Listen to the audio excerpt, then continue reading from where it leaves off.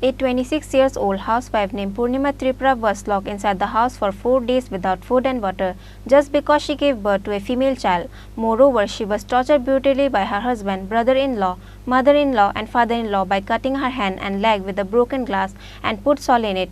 Incident took place at Paikola, Bilonia. A 26-year-old housewife named Purnima Tripura from Bilonia, Paikola was locked inside the house for 4 days without food.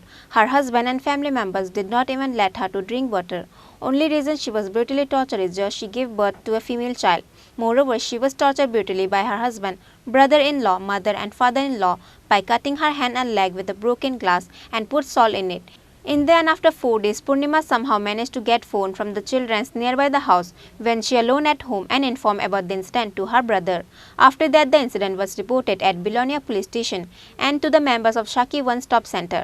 After the incident was reported, the Bilonia police and Shaki One Stop Center released Purnima and her daughter from the house. They were taken to Bilonia hospital immediately.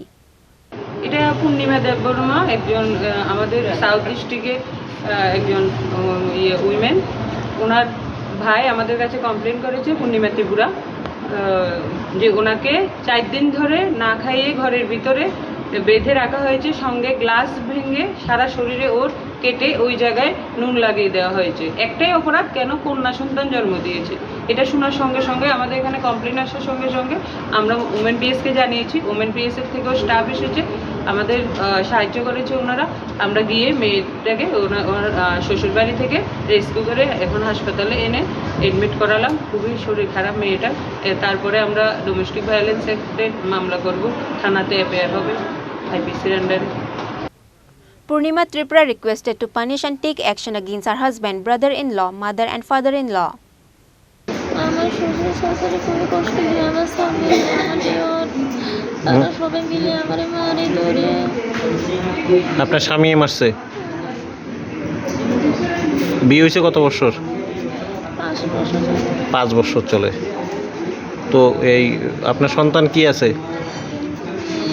মেয়ে আছে কেন মারছে কেন এমন কি কয় ছেলে হইতাছে না মেয়ে হইতাছে বলে মানে মেয়ে সন্তানের জন্ম দিয়েছেন যে কারণে এভাবে মারছে কি দিয়ে মারছে